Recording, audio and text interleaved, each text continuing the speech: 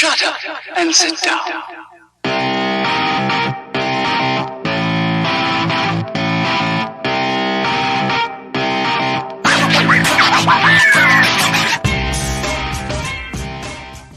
Good morning, afternoon, or evening from wherever you're listening across the world. Welcome to another episode of Just Ball Things after a brief hiatus.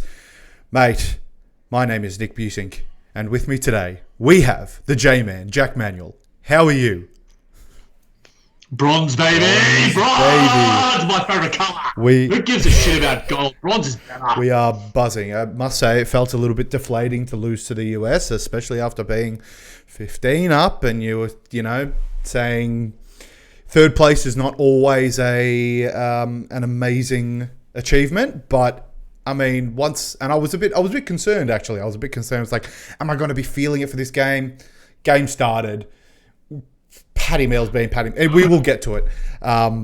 It was everything. It was great. First medal for the Boomers, which is incredible. If only, in fact, no, I didn't want Simmons there. He doesn't deserve the bronze. Just get out of here. Get out of here, Simmons. I've said this to someone on Twitter, or whether it was at the Brooklyn Buzz or something, where I'm like, I'm no longer actually going to refer to that person as his name. He's like Voldemort to me. He's he who shall not be named.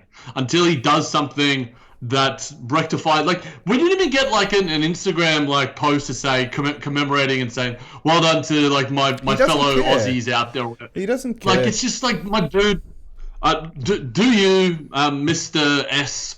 But I'm not. Yeah, I'm not a big fan of. Well, he's just full of BS, and his initials are very relevant for that. He seems to be going the same way as Kyrie, but Kyrie obviously did not spend a lot of time at all in the States. Simmons is much more Australian.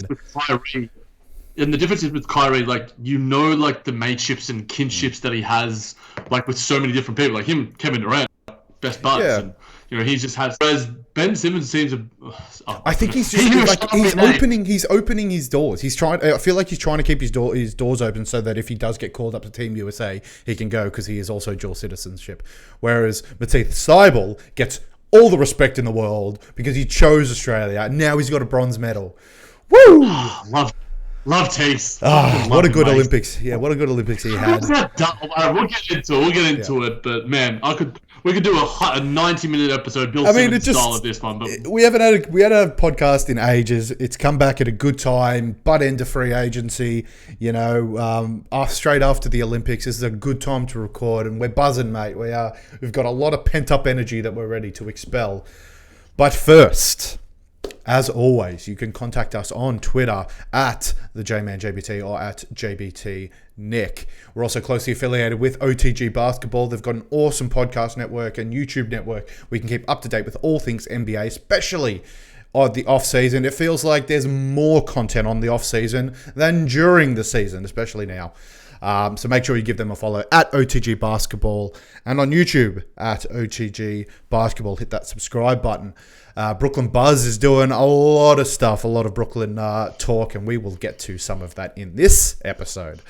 Facebook.com/JustBallThings. Give us a like and a follow there. And jbtpodcast@gmail.com, where everyone except the publicist of, I can't even remember, is welcome to email us.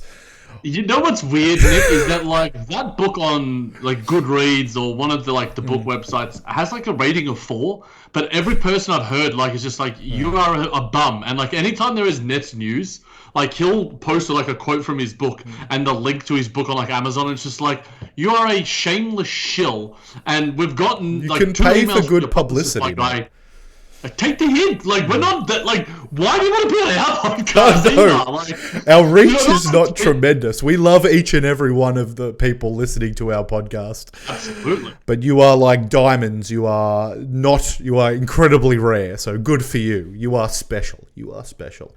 All right, Jackie boy. We've been teasing it. We've been giddy. Well, let's get straight into it with the Music Man Scale.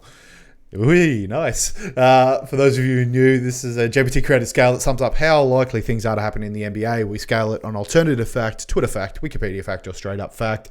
If it's confusing now, you just wait till we start, because 9 times out of 10, we don't even give a rating. Jackie boy, Patty Mills. We teased it earlier. Patty Mills deserves a statue to commemorate his excellence. Nick, this is an alternative fact. He needs a holiday. St. Paddy's Day in Australia. Like, we don't need the Irish one. How many Irish people are in Melbourne and Australia anyway? Probably quite a bit. Probably quite a bit. To be honest, yeah. but in all honesty, whatever Patrick Sammy Mills wants, he gets. He is one of the great athletes in the history of the Olympics, of Australia, and is not just an athlete. He is an icon, Nick. I posted about 4 million things on Twitter. I couldn't get enough content out there. I got an article, I was so elated about just and obsessed with this athlete that I just wanted to start writing again. He is just a marvel. And what he did in the bronze medal game is going to go down. It's, when you remember big moments, and not just sporting moments, but just big moments when Michael Jackson passed away, or Prince passed away, or there was a big concert or something. This is something I'm going to remember. Patty Mills bronze. I mean, it's helped because it's our only medal. So it's like the Boomers bronze medal game. You'd be like, oh, Patty Mills, I'm going to remember a few other things from that game. But we'll get into that definitely. He's the only person, Nick, in a medaling game to score 40 points or more. Now and he had 26 or something in the first half. He was cooking. My favorite thing was when he cooked Luka. Lucas was really pissing me off in that game. All of his babying and frustrating BS. He's a warrior, and I love him outside of that performance and outside of that game.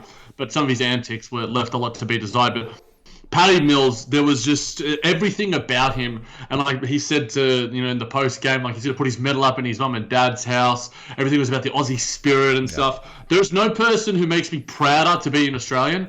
And to be honest, I've said this to friends and family, and probably you, that I have a somewhat complicated relationship with being Australian, because sometimes, the Australian identity is conflicting. But when we have people like Patty Mills representing us on a stage like this, in the way and the fashion that he does, not just on the sporting stage, but his foundation, him donating in the season restart all of his money to Black Lives Matter foundations, he is a better human than an athlete. And that's saying something, because he might be one of our best, if not best athletes ever. He's up there with Kathy Freeman. We saw Kathy Freeman come out and say and commemorate on Twitter to him. So he is a wonderful, wonderful person, wonderful man, and what a game, what a performance. I'm going to be rewatching this, loving the post-game stuff with KD. We'll get to KD as well.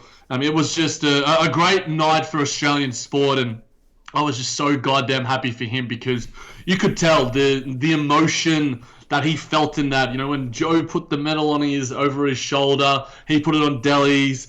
He was emotional right after the game. The hugs.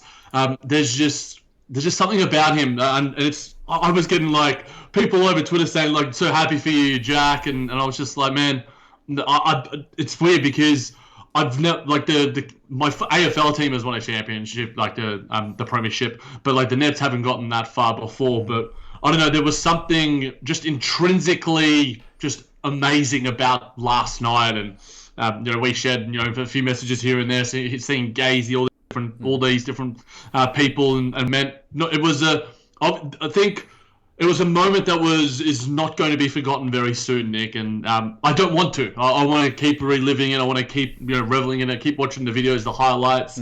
Talking about Joe Ingles, Matisse Thybulle, all Dante Exum, all the guys that contributed in some form or fashion. Wonderful night for Australian sport. Yeah, for sure. The achievements, when they're so few and far between, always feel more. Obviously, I'm a Man City fan, and the leagues don't feel the same as a Dogs premiership, I'm sure Leicester fans when they won their championship, Milwaukee fans recently. It just feels different, and the same would go for the third third like Hawthorn premiership, or I'm trying to, or like the Golden State championships. The first one would have felt amazing, but there's a reason why that Cleveland one is held in such high regard. Because when the achievements are few and far between, they just feel better. And so a bronze medal place for the first time ever in Australian history is incredible. And I mentioned it before, I didn't think it would feel good. I didn't think it would feel good playing off the third, because playing off the third just sounds weird.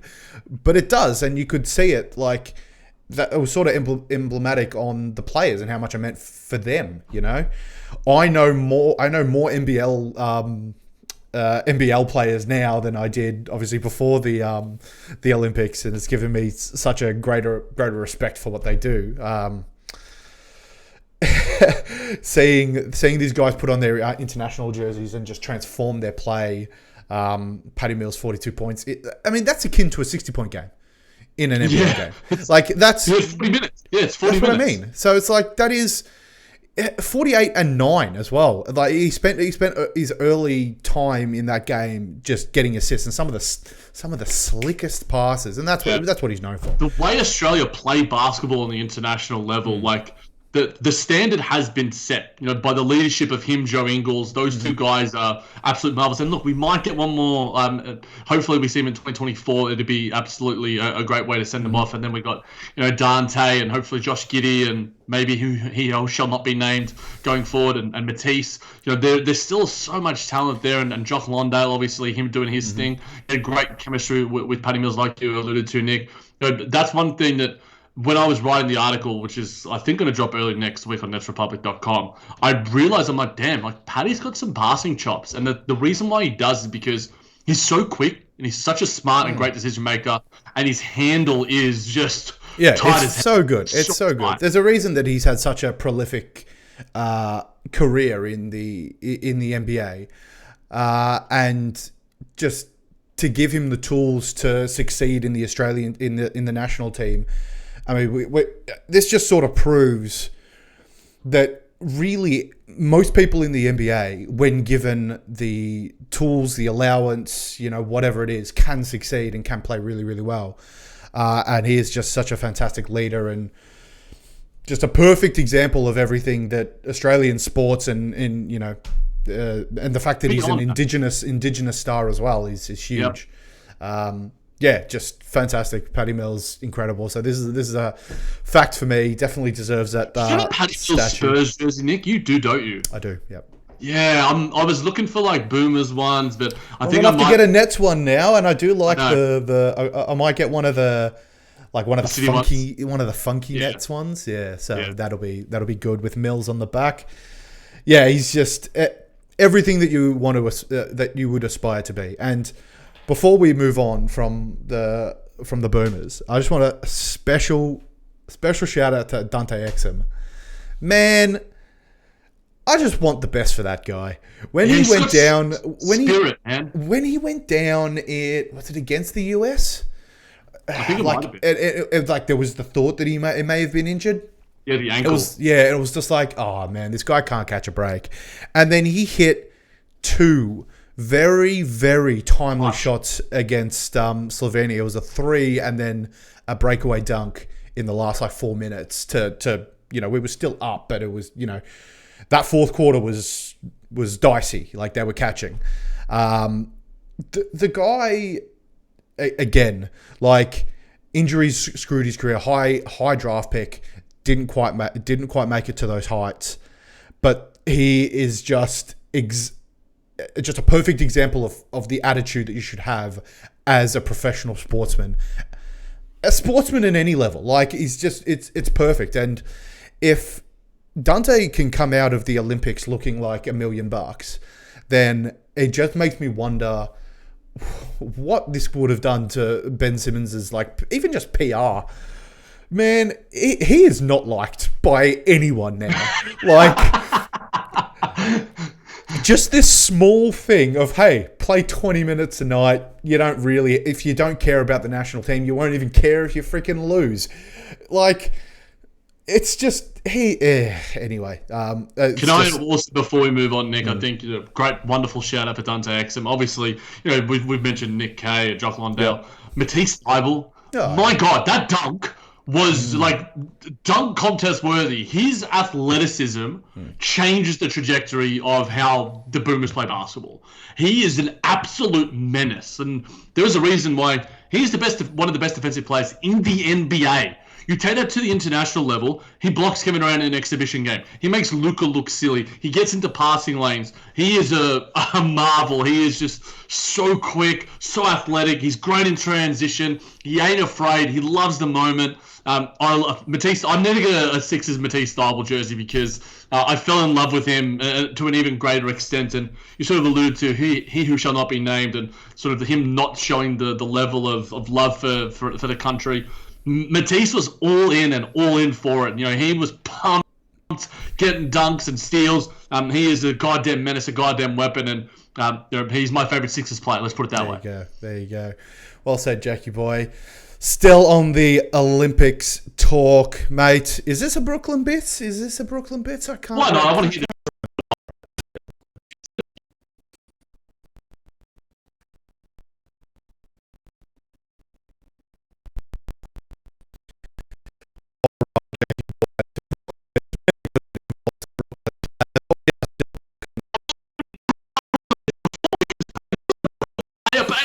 Yeah, that's right. You reckon Londale signed with the Spurs? Did that happen before Patty Mills got traded? Because that would be like, hey man, hey, we're playing on the same team. We've got good chemistry. It's like, well, see ya.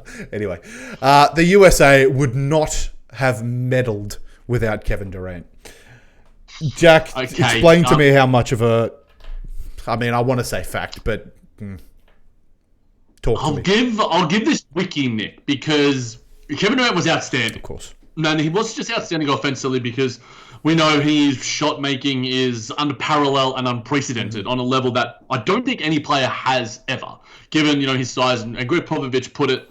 He had some great quotes about him. Following their gold medal win, about the fact that it's just the desire he has to play the game, and brings that, and he sort of said, it's like osmosis. It reverberates across the rest of the team. The passion that he has for basketball, and coming off an Achilles injury, it's almost the fact that he led the team to a gold medal might be bigger than winning a championship for the Brooklyn Nets in terms of his sort of just image and that sort of thing to the general public, which obviously Golden State has taken a hit or whatever. But saying that, Nick, I think that there is a really big chance, because he was also so important defensively. Like, Drew Holiday was the best defensive player. Draymond Green was a menace, and we know he's one of the best defensive players ever. But Kevin Durant in that sort of third roamer role, and just being just like he could guard 1 to 5. He would happily take a guard on the perimeter. He's got great lateral quickness, even again after the incredibly serious Achilles injury. And he just bailed the Team USA out whenever they just needed a bucket. They were able to go after the first loss to France. They were able to go, okay, what's the hierarchy here? Who is our guy, and who are the people that are going to support him? What are our roles? But from that point forward, it was just like, KD, you're our man. We are going to follow you, and you are going to lead us to glory. And it happened. He was immense, tremendous. And I think it's weird because the Team USA had incredible talent. Devin Booker, Zach LaVine, Chris Middleton, or just so many great players. But Kevin Durant was just like a level above them all. But he is. He is that level even in the NBA. You put it doesn't matter what that Team USA did. You put the greatest, the best player in basketball right now on any team, and there's a good chance that they gold medal. Basketball is unfortunately very, very individual in some cases, and when you have such a transcendent talent like Kevin Durant, and can turn Devin Booker, Jason Tatum, and Zach LaVine into role players, Jack, they had to sit on the arc and just drain threes, and LaVine did that quite well. Drew Holiday, as you mentioned, was just, I think, such a steadying rock for that Team USA, and I think it's undersung a little bit. Him and Devin Booker got on a plane, and Chris Middleton, who played a lesser role. They got on a plane the day after the NBA Finals, and Drew Holiday's just okay, we're gonna need you to be one of our most important players behind probably Kevin Durant, as I alluded to. But the one thing I will say about this, Nick, is we hark back to, I think it was the 2019 World Championships, the FIBA World Championships, where there was Miles Turner and the Plumlee. Yeah. And we saw what happened there, where they finished 7th or 8th. And now, obviously, there was much more star talent here, like Zach LaVine, Booker, Draymond Green, Bam Adebayo, all those sort of guys. It's still a very high level and amount of talent. But I don't think... I would say that they would still medal. I think that they probably take Australia's bronze. I think they still find a way of figuring it out, and they sort of maybe play around Dame a little bit more. But we also did find out that Dame was playing through, some pretty serious injuries through the Olympics as well. So, if in its current iteration, with Dame injured, because on talent-wise, Dame is your second best player. So unless you had some other, and maybe Jason Tatum becomes what Kevin Durant is, but even then, Jason Tatum, he is a Kevin Durant at the end of the day. So I think they still maybe just medal, Nick, just because of the pure elite amount of the depth of talent that they have. But man, it would have been tricky because there was so much greater chemistry on every other country. 100%, and that's what you need to overcome with sheer star power. And this is what the USA have done time in, a tournament in, tournament out. I still think, I mean, they should have golded if... They still should have golded if Kevin Durant doesn't play. They still should have golded if Kevin Durant and Damian Lillard doesn't play.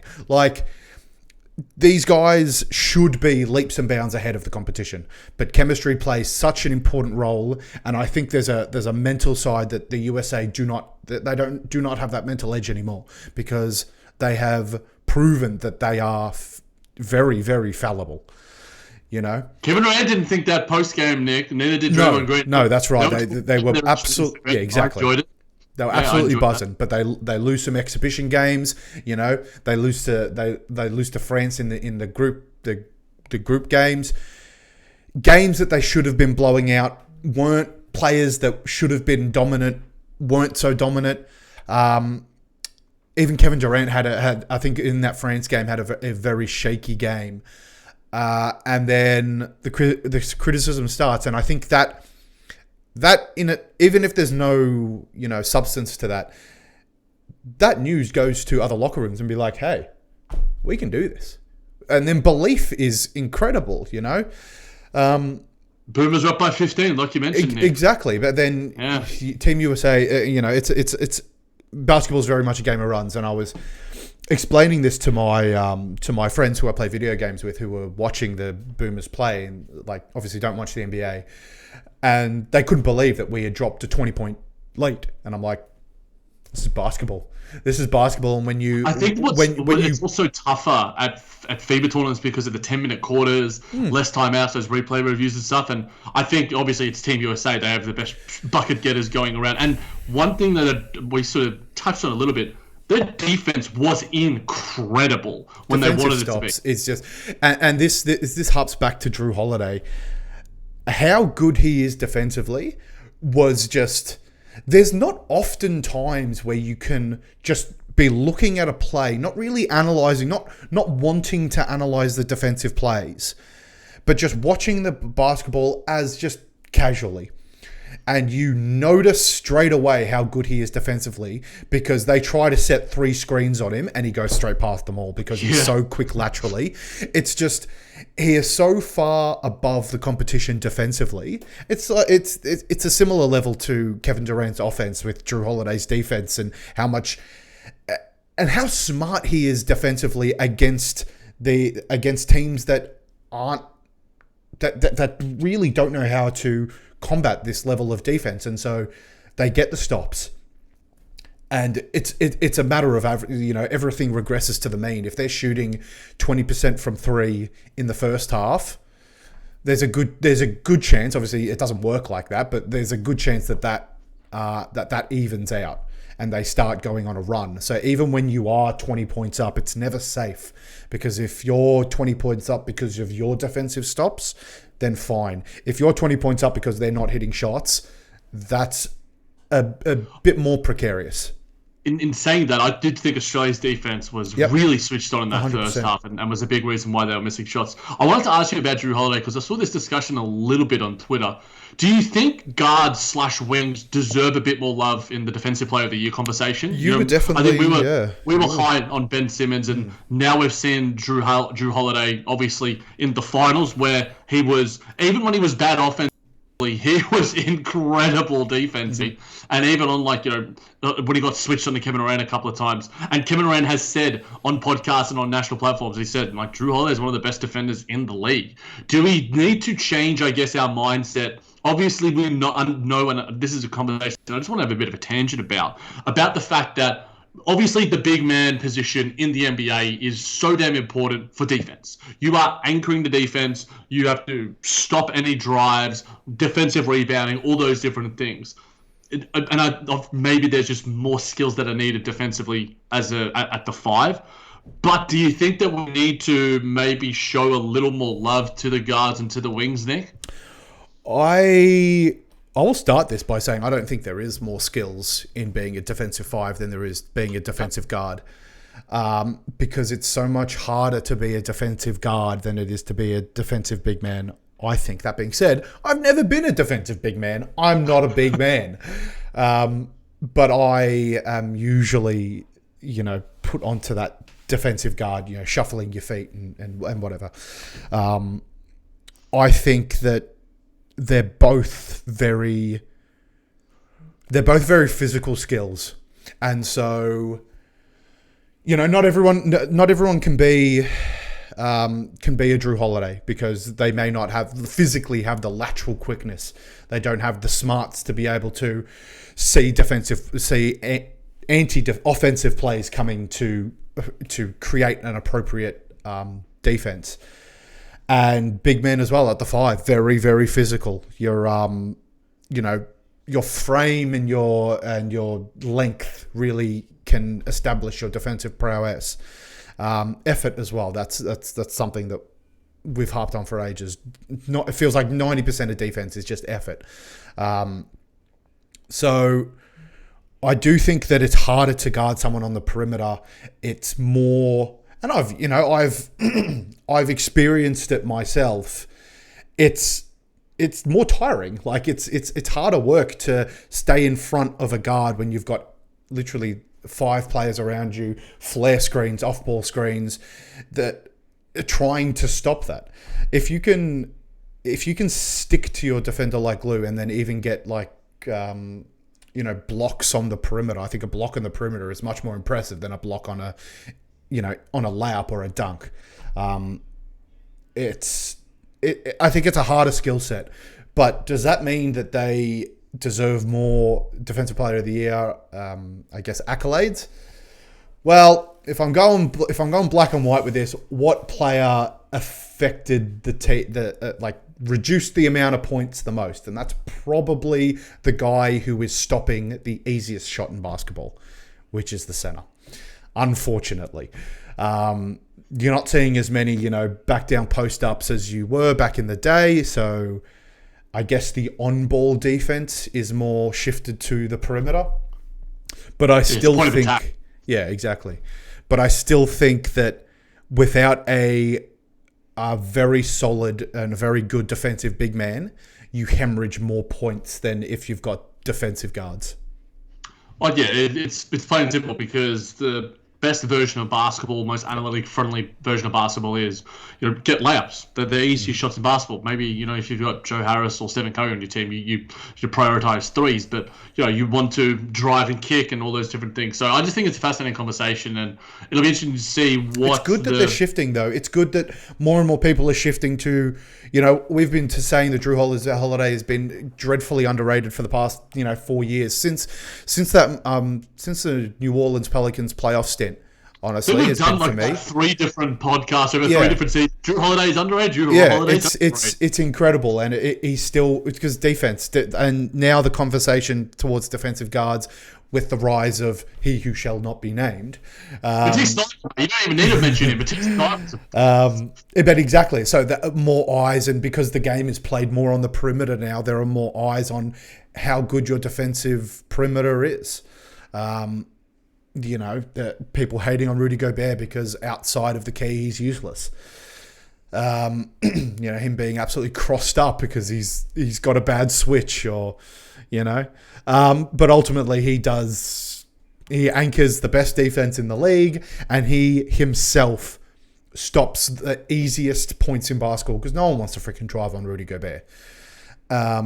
If they still lose, they could still give up 120 points in the game. But that would be because the opposition has absolutely lit them up from 3. It's what happened with the Clippers with Trey Mann. Exactly. Terrence Mann, sorry, not Trey Mann. He's that's his cousin or brother. We will move on to the free agency stuff. It was an awesome Olympics. The basketball was awesome. My favorite event, no doubt about that. But we'll get to some Lakers content, Nicholas. We always got to get the Lakers content on JVT, and I'll put to you, the Lakers roster is too old to win a championship. Are they too old, Nick? I mean, they're old. They are old. Obviously, acquiring the likes of Melo and Ariza. Yeah, that's right. Oh, I forgot about Ariza. That guy feels like 47 years old. The amount of teams he's been on feels like he's been out. I think he's 36, 32. I've got the tweet here, 36. Yeah. Dwight Howard coming back. Obviously, grass was not greener on the other side, which I find hilarious. Wayne Ellington, who I completely forgot was in this league somehow. Did we see him play for the Knicks that year? No, that was maybe. I can't remember. I remember Aaron Aflalo. I remember Aflalo going off. Yeah. I was so new into the league, watching my second ever NBA game, and Aaron Aflalo absolutely cooking the Rockets. I'm just like, is Aflalo good? And I had this image built up in my mind of he's a star player. No. Russell Westbrook, Kent Bazemore, Wayne Ellington, Dwight Howard, Gasol, Ariza, obviously LeBron and Melo, all over 32 years old. That's a lot of roster over 32-year-old. Are they too old to win a championship? Of course not, because LeBron James is on their team, and that's what matters. A healthy LeBron James. Hopefully he stays healthy now that he's getting a little bit older. That may be a bit precarious, but we'll see. But doesn't that play into the topic itself? Yeah, you're right. But Carmelo Anthony had one of his best seasons. I shouldn't say one of his best seasons. The guy's heights were incredible, but had a very good season later on in his career after a few duds. The same as Dwight Howard. After a few duds, a few different teams, comes to the Lakers and had a great season. So obviously that was 2 years ago now. So he is now 35, turning 36 before the next year. I don't think so. I think this is a Twitter fact at most, but I'm leaning alternative. Yeah, I'll go Twitter as well, because I think that LeBron James is eventually going to become human, and are the injuries going to start to catch up to him? Maybe not, because having Russell Westbrook allows him to take it easy a little bit in the regular season like he used to, with Miami. Russell Westbrook being 32 as well, I don't think should be he's older, sure, but the guy, we saw it last year, doesn't lose a step. He'll have a few dud games, but when he's on, he's as explosive as he was in his prime. Those games come fewer and far between, and maybe that is a part of getting older, but the guy is still an absolute beast. Yeah, I don't think it's going to be age. I think I agree with you, Nick, and I almost think that in all of sport now, where we are with modern science, modern medicine, and it's the general recovery and such, athletes are going to be better for longer. And I think we need to change the trajectory of he's 31, he's 32, he's 33. That might be the new 29. I'm not saying this is, 50 is the new 40. But like in terms of, I generally do think that. Like Chris Paul was part of an NBA Finals team, and he was the big factor for that. Now obviously Devin Booker was great too. It's all about the brain, Jackie boy. It's all it is. about It is. the But brain. you know, it's the connection between the body and the mind, and are those things, you know, in tune? You know, the Nets are a pretty old team. You know, Kevin Durant's heading into his mid to late 30s. You know, so James Harden is like 31, I think. You know, so it's not to say that age is going to be it, but I think they've lost their identity as a defensive team this offseason, because you lose Caruso, you lose Kyle Kuzma. That's two of your better defenders on your roster. Use KCP. All of them. The Wizards might be the best defensive team in the league now. Hey, buddy, we went on that. Remember, we went on that stretch.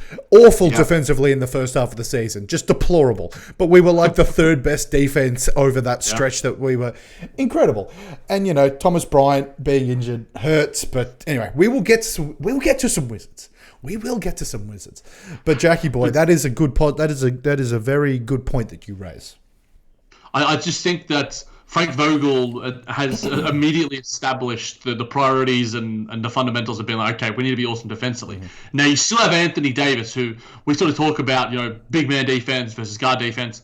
That dude could do both. Like, he is maybe the best defensive player in the league when he is switched on, and when he decides that he's got his big boy pants on and wants to play at the 5. Now, it'll be interesting to see how it does all pan out, all these little things. But I said this conversation with Nick on the Buzz a couple of times. Ultimately, like you mentioned, Nick, it's about if your superstars are healthy at the most important time of the year. It's in any sport or whatever. If Jack Grealish is healthy, come, you know, whatever the cups that you guys are going to be winning, and Harry Kane, you probably had that dude as well. But yeah, in all honesty, it's about having your best players healthy, fit and firing at the most important time. Will LeBron be that? Yeah, I mean, there's now legitimate question marks because, you know, maybe he's just going to be Tom Brady and play until his 40s. If anyone can, it probably is him. But at the same time, you know, time stops for no one. You know, thankfully, we only do podcasts, and you know, you generally get better with age. You get a bit of chemistry. You practice a little bit. You're on the mic. You're comfortable. But in saying that, I think that age might play a factor with LeBron, because I think that, you know, are they too old to win a championship? Maybe with LeBron, he's not, you know, 27-year-old Miami Heat LeBron anymore. You know, Giannis won his first championship as a 26-year-old. Maybe it's a young league now. Trae Young's coming up. Devin Booker's coming up. Maybe there's a new trajectory. Luka Doncic is on his way up. I don't think they're going to have as good a season. But I'm just putting that out there. I honestly think that the defense is going to be a bigger factor. I think that you probably agree with that as well. But age also does play into that, because you're now going to be, instead of relying on KCP, Kyle Kuzma, and Alex Caruso, it's Taylor Horton-Tucker, Trevor Ariza, and Carmelo Anthony. Like, there's some question marks about what their identity is going to be next season. But ultimately, the identity is your superstars. 100%. Like, they need to be firing. THT was like, I think, make or break for the Lakers, which is sort of weird to say, but you need to keep him when you're giving up what they gave up. But don't worry, Jackie boy, they've got one of the best defensive guards in the league in Russell Westbrook. I am positive that they will. Never gonna live that down, my dude. Like, if you listen to anyone smart, and I tried to convince you, I tried. Hey, I watched it, mate. Failed. I watched it. Obviously, I didn't catch enough of the Rockets. I didn't catch enough of the Thunder, and I saw it on the Wizards. Boy, oh boy, there's nothing wrong with his defense on a set play. It's just the guy gives up too much, and it's the transition buckets that he gives up that are just a killer. Anyway, Jackie boy. Anyway. Speaking of transitions, Nick, hey, very nice. You're welcome. Into Wizards.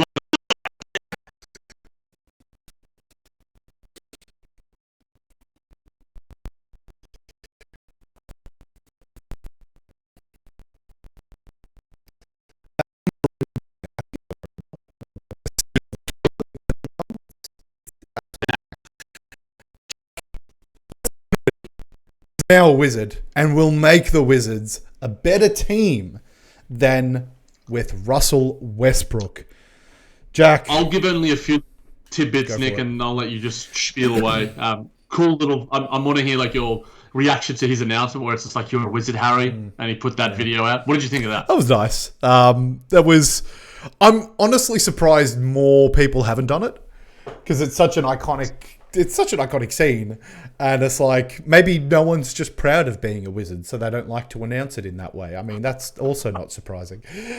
But yeah, he will be a good addition, Jackie boy. I am excited. In terms of, in comparison to Russell Westbrook last year, am I doing him... my spiel, or are you doing your spiel? Because this is Wizards voice. But all right. It's been a while. I didn't even know that on our last episode, like a month ago, we had Wizards. We've been out of the playoffs. We were the last team to get a coach. There has been a very big lull with the Wizards. Thankfully, this means, I mean, I'm excited that we got Spencer Dinwiddie, mainly because this is 90% means that Bradley Beal will stay. Great. Not for Beal, great for the Wizards. That's essentially what that is. But this is not a Dinwiddie for Westbrook trade.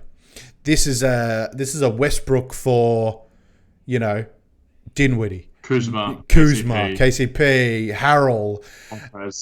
That's a good team. The sum of those four parts, not that it works like this, but the sum of those four parts, I think is a more consistent team than with Westbrook. That being said, I think the net gain is lower. Sorry, there is no net gain. I don't think we're going to... In terms of like the ceiling. Yeah, exactly. I don't think that we're going to have the lows that we had with Westbrook. I don't think we're going to have the start of the season that we did. We're also not going to have that crazy end of the season run. But, you never know. Like, it's a completely different team, completely different coach. There is so much unknown with this team now, which is kind of exciting. But if I know the Wizards, I've learnt to temper expectations because I've gone overboard and I've been severely disappointed before. So if we can be in play-in contention, even if we don't make it, I think we will finish in that 10th range, maybe just squeeze in. Then that's good.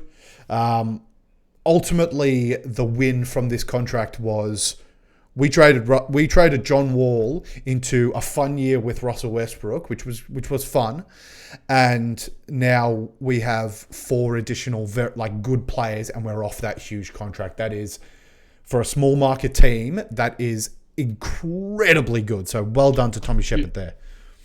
Yeah, Tommy Shepard's been doing a much better job than previous regimes under the Washington Wizards. And one thing I will say just about Grunfeld. I forgot his name. I know you probably never forget it, but talking about, I guess, the relationship and synergy on the court that I think Dinwiddie and Beal could have. Dinwiddie, I think, is going to be quite a good playmaker, like in a similar way to what John Wall was.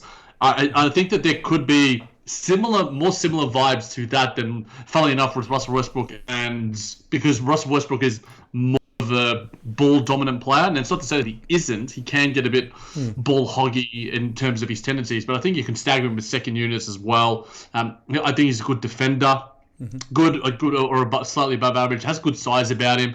I think both of them are incredible drivers of the basketball. Spencer Dinwiddie is one of the best drivers in the league. He will get to the line at whim. I'm intrigued to see what his three-point percentage is going to be like, because he took a lot of tough shots, in his real heyday, before Kyrie, or like around the Kyrie Irving days, before KD was suiting up, and obviously he had the injury last year. A wonderful playmaker.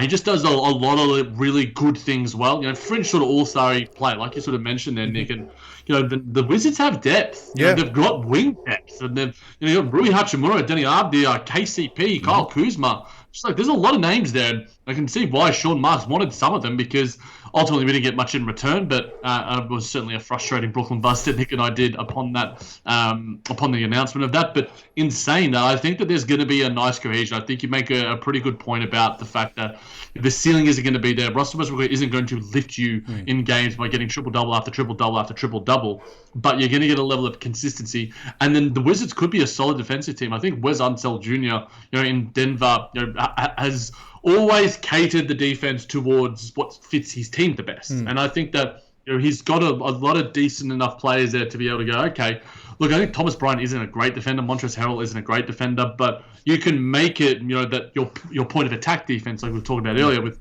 Kuzma, KCP, Spencer Dinwiddie, to a lesser extent Beal, can be the fundamental to it, and you sort of funnel it to those guys rather than funneling it to Gobert, what like Utah and drop defenses do with Brook Lopez. So it'll be interesting to see. I think that, like you mentioned, the unknown is always an exciting thing. The newness is always exciting. Yeah. You always want to, whenever you get a new toy or you get a new book, you're always excited to know, okay, what's this going to be about? What am I in store for? So I'm intrigued to see what the Wizards can do, because with Bradley Beal and Spencer Dinwiddie, it's a goddamn good backcourt. Yeah, that's a great backcourt. What I really hope, and this might be a little bit of a reserved goal for the season. With these guys, I can see us being the Brooklyn Nets, the Kenny Atkinson Brooklyn Nets 2.0. I want to see energy off the bench. I want to see hype guys. Like I think that with you've got your star there, and then other than that, like where are your egos in this team? Like you could argue that Kuzma, and Harrell for sure. Yeah. But I think in a contract year as well. I think with those guys, I feel like you're going to get a lot of hype with that, because it's undeniable that I don't think anyone's going to be challenging Beal for that. Like I should be top dog. Fuck off. It's Bradley Beal's team. And so if I see buckets go down and I can see dancers on the bench, even just that, I'm going to be so happy. If I can see that Bradley Beal is just having fun. That those Nets teams were just so fun, and it built such a positive positive franchise that has now flourished into what it is. We're not going to get to those heights. We're not Brooklyn, but we have been such a poor organization that no one wants to go to, because our front office has been shit. We've always had this level of toxicity in our teams, but now. Bad coach. Yeah, but now it seems that things are turning around, and and I'm not really going to set ourselves any basketball goals, but I'm going to set ourselves some culture goals that I'm hoping that Wes Unseld Jr. can really, really instill in this team, and that's what I'm most excited for. It's funny, before we get to the last topic, just hearing you talk about it and comparing it to, the Brooklyn Nets of old, the 2018-19, 17-18 Brooklyn Nets. It reminds me when we first started this podcast, I immediately just go back and be like, man, like I was wanting to be like half of the Washington Wizards and make a goddamn playoff round, and the amount of like grief that you would give me, the banter that we'd have back and forth about how the Brooklyn Nets are going nowhere, and then 5 years later, just how quickly things can change in this league. It's tremendous, and it's fun. I might have to go back and listen to some clips and some episodes from season 1 of the Brooklyn Buzz. Now that we're on season 5, it's wonderful how quickly things can change, because 5 years in basketball is an eternity. Yep. Some things that have remained the same, though, is the T-Wolves will always and forever be shit. I remember talking. Slander. It's just because we got a good friend that follows the T-Wolves, and I remember when I started following basketball, all the hype on Cat, all the hype on Wiggins. I was like, yeah, we're going to be a sick team. We've got all these draft picks. Oh, man. Some things in the NBA just don't change. And maybe that's the same that next season. Maybe the Wizards will just keep being the Wizards. Hopefully not. Hopefully not. That's all I can say. A team that will certainly be challenging the Wizards next season for some sort of supremacy out east is the Chicago Bulls, Nick. Puts you, the Chicago Bulls, were the biggest winners of free agency. Lonzo Ball, Alex Caruso, DeMar DeRozan, bang, bang, bang. What do you think? Well, the DeMar one was, for the longest time, it felt like the Lakers were going to get DeMar. And if the Lakers got... that was the rumblings I heard before I maybe I wasn't in the know before the trade happens. It was like all the rumors obviously were for LA, and I'm like, oh damn! And then I was just theorizing in my head, be like, oh, the Lakers team with DeMar DeRozan was like, oh shit, and then he went for the Bulls. I'm like, oh okay, I mean, and then when you look at it, when you take like a higher level approach to it, and as you mentioned, that the guys that they have, amazing. Like biggest winners, I think the Wizards are the biggest winners. The Dinwiddie trade, are we getting rid of Westbrook? I mean, that's just fantastic. Miami Heat might have something to say about it as well, but yeah. Oh, yeah, true. I mean, the Heat actually, yeah, because they re-signed Oladipo on the vet min, right? That was that thing. That in itself, I think, is incredible. Depot, obviously, it feels like the league is just completely shat on him and they're completely out. But, I mean, I have still retained to a lesser extent, my love of Victor Oladipo because I was saying that I think I was saying he was still worth like a max contract even after his injury. Yeah. And then time makes fools of us all, Jackie boy. Probably not that far, but he's much better than a vet min contract. That is a 100% win for Miami because if he comes back and does what Victor Oladipo does, that is just a absolute win. If I was Depot, I'd be firing his agent, but whatever. I mean, maybe that may have been the only deal available for him, which is sad. But well done on the Miami Heat for scoring even just that alone. That was incredible. But we're talking about the Bulls, Jackie boy, and playoff team maybe. I mean, playoff team probably. They have to be a playoff team. They have to be. Yeah, exactly. The goal should be playoff team. Whether these things come together or not, I mean, we'll wait and see. But the Bulls are back? Question mark. Yeah. Maybe. I mean, I had a small. You probably might have had some chats with Chaz about it as well, but I'm curious as to what the priorities for the organization are for Arturas Karnisovas and the rest of the team and the the ownership, because we've sort of seen that in previous iterations they've been like, yeah, we want to scrape into the playoffs. The Nikola Vucevic trade last year iterated that, showed that sort of direction, and obviously these sort of moves show that as well. But what is the point in that if you're not like totally contending? But at the same time, I'm not a rings or bust dude. So if that's what you want, that's what you want. Is this to appease Zach LaVine so you can re-sign him? Is the DeMar DeRozan signing, a backup for if the Zach LaVine does leave and choose to go elsewhere in unrestricted free agency? That's been put out there, and I was just like, man, that actually could happen because we've heard Zach LaVine say, I want my respect and all these sort of things, and he's hanging around with the Team USA guys who a lot of them have got big contracts. Maybe he wants to be on team with them. Or Team USA always brings solid friendships and brings super teams, and it's a tried and tradition that has remained true for over a decade. Chicago's a good landing spot for anyone. Like that is a good organization to be part of. Just the history and the size. It's more the opposite that LaVine would go elsewhere. I know, but this is what I'm saying. He's not like he's playing for a small market team at the moment, there is that draw. I thought I read somewhere, and I may have been mistaken, that they had dealt Markkanen. He hasn't been. I haven't seen anything about a re-signing. I've heard that there's interest from San Antonio, Charlotte, and such, but he's still there, and it's weird. I think that's good. Like. I for some reason, and I've just checked the depth charts just to make sure, because they've signed Ball, DeRozan, that's right, and Caruso without losing, and I'm still pretty high on Markkanen.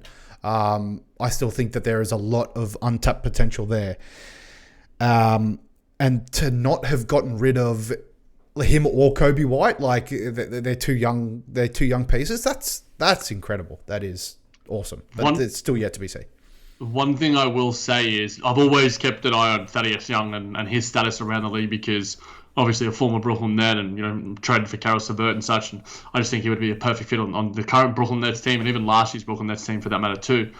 He has incredibly strong ties to Zach LaVine. Zach LaVine has said that best man in the locker room, super close with him. So offloading him in the DeMar DeRozan sign and trade, is that the wisest decision? I don't know. Obviously DeMar DeRozan's a way better player. That's what I mean. Like you have to give up something. But the fact that I think that they've put those ring of protections around their young pieces, I think is quite smart. They're going to learn a lot from having these guys around their team. Caruso being having championship pedigree, DeMar DeRozan being just an all-star level player as well with Zach LaVine. It's also all-star level with Vucevic, who's also all-star level. Like, it's a solid team. And are they, when a playoff team goes in, playoff teams need to come out. Miami Heat are also going to be pining back for their position in the playoffs. So I guess who falls out? Maybe the Pacers fall out. I'm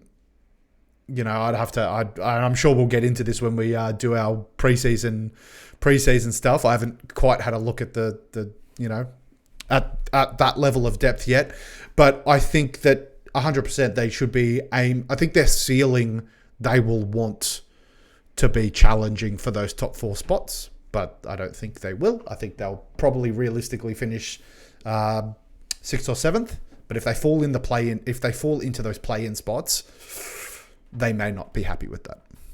Yeah, and I think ultimately it's about Zach LaVine. And look, I'll put something out there just as a throwaway. I think that all of this is it to appease Zach LaVine? Is it to just be a better organization? I'm not sure. I don't know the inner workings of Jerry Reinsdorf and the rest of the Bulls organization, but a team like the Knicks and how they position themselves for free agents, maybe they decide to go all out in the offseason and go next offseason, and go, you know what, let's add Zach LaVine to Julius Randle. That'd be a lot of fun. And I think that I would keep an eye on the status of Zach LaVine throughout this regular season, and just see how it all pans out, because maybe Bradley Beal isn't the guy that decides to go, or Damian Lillard, but I think Zach LaVine is going to take a bump this year. He was, like we sort of mentioned earlier, 3rd or 4th best player during the Olympics. He played really solid defense.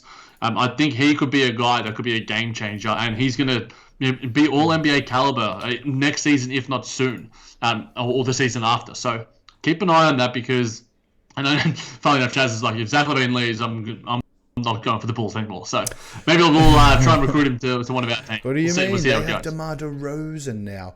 The guy absolutely starts the season gangbusters, like always, every year, without a doubt. It was like 27 points. I think he was leading the league in scoring at one point. If we finished the season 10 games in, I think Zach LaVine would have 4 MVPs. That's what it feels like with this guy. And then, he only played 58 games this season. He's obviously had injury woes in the past. Him staying healthy is key. I think if he plays a full 82 or even just a 70 game season, that's going to be a massive win for Zach LaVine. And yeah, I actually really like that take, Jackie Boy, with the watch this space with Zach LaVine. Start getting some disgruntled behavior, maybe some tweets come out, and I think that's a very good watch this space. Well done, Jackie Boy. Watch it. All right. Thank you, everyone. That just about does it for another week. So we'd just like to thank you for tuning in to Just Ball Things. As always, if you're listening to us on the podcast, 5 stars with Apple Podcasts. We're also on Google Podcasts, Pocket Casts, Player FM, Spreaker, Spotify, wherever it is you listen to your podcast, we will be there. Do us a solid. As I mentioned, leave us a rating and review. If you're watching us on the YouTubes, hit that like button. Make sure you subscribe and hit the notification bell as well, so you know when fresh content comes out by the OTG network. So remember, it's you guys that make the show great, so we appreciate any and every post heading our way. So until next week. Patty Mills is a goddamn superstar.